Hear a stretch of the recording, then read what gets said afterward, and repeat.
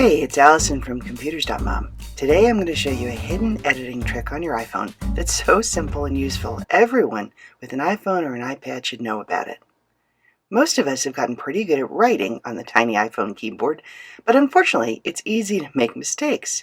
You're writing away and you look up and discover a typo or something you want to edit that's way back in the text. At this point you have three choices. You can delete everything back to that spot and retype it all. Ugh, waste of time.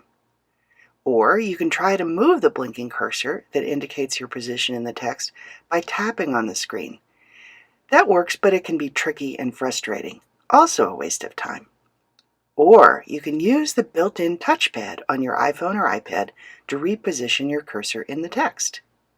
That last option is the part most people don't know about, and it's super easy and super useful. All you have to do is hold your finger on the space bar for a moment. The letters disappear from the keyboard and it becomes a touchpad.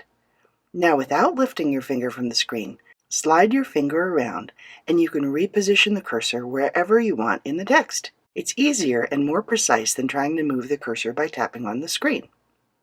This feature is built into most modern iOS devices, and it works whether you're writing an email or a note or a text message, almost any kind of writing that you do on your device. Let's see that once again, this time in an email.